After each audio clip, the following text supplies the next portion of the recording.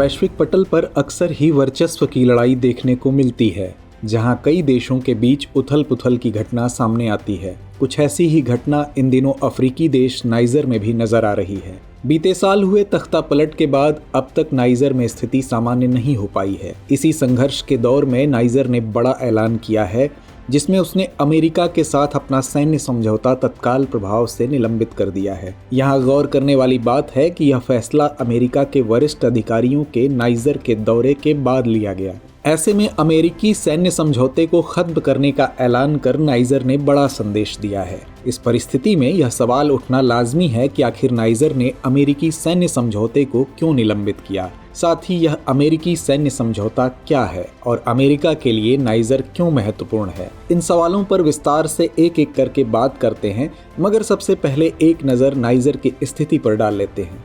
Niger एक पश्चिमी अफ्रीकी देश है। यह सहारा रेगिस्तान के किनारे पर मौजूद है। इसकी 7 देशों से सीमा लगती है, जिसमें माली, अल्जीरिया, लीबिया, चाड, नाइजीरिया, बेनिन और बुर्किना फासो शामिल हैं। अफ्रीका की तीसरी सबसे लंबी नदी नाइजर के नाम पर इस देश का नाम नाइजर पड़ा। 2 करोड़ से ज्यादा की आबादी वाले नाइजर का 2/3 हिस्सा रेगिस्तानी है। इसे दुनिया के सबसे बड़े यूरेनियम भंडारों में से एक के रूप में जाना जाता है, मगर यह भारी कर्ज के बोझ के तले दबा हुआ है। इसकी गिनती दुनिया के सबसे गरीब देशों में की जाती है। UNHCR यानी संयुक्त राष्ट्र शरणार्थी उच्चायुक्त की माने तो साल 2021 में यहाँ करीब 10 मिलियन से ज्यादा लोग बेहद गरीबी में जी रहे थे। यह आंकड़ा नाइजर की कुल जनसंख्या का करीब 41.8% है। इसकी अर्थव्यवस्था कृषि, पशुधन और कच्चे माल के निर्यात पर ही ज्यादा निर्भर है। इसकी GDP में कृषि का करीब 40% योगदान है। यह देश नाइजीरिया, बुर्किना फासो और माली में संघर्ष से भाग रहे शरणार्थियों की आमद से जूझ रहा है। इन देशों में विद्रोही गुट और सैन्य बलों के बीच बार बार संघर्ष होता रहता है।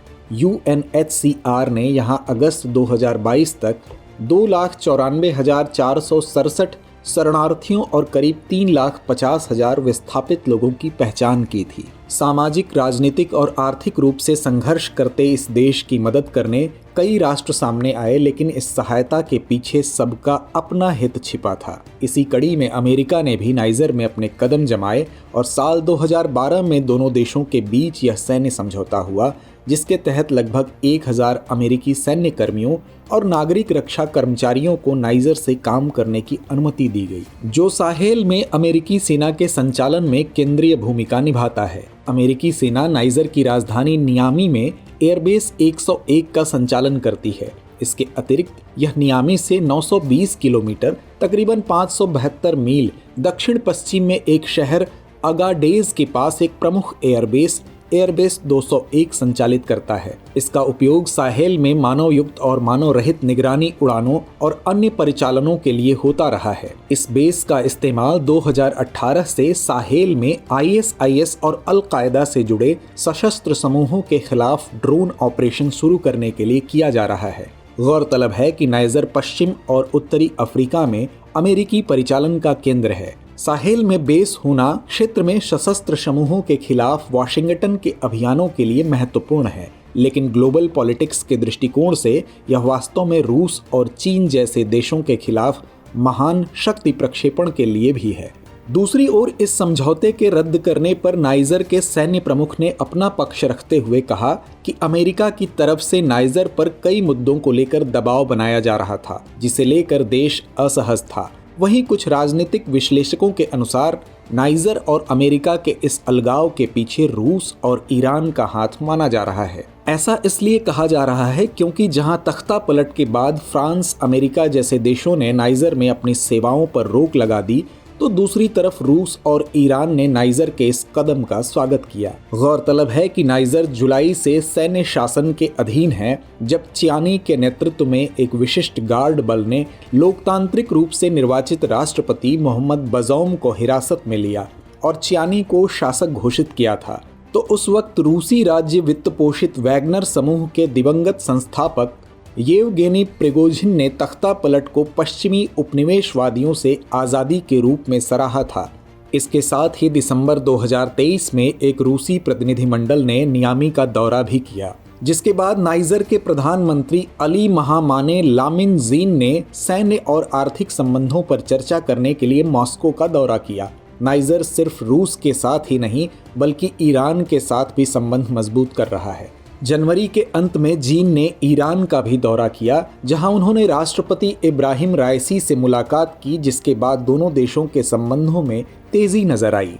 हालांकि सैन्य समझौते को तोड़ने के ऐलान के बाद अमेरिका ने प्रतिक्रिया देते हुए यह कहा कि वो अभी भी नाइजर के सैन्य संगठन के साथ संपर्क साधने में जुटे हैं।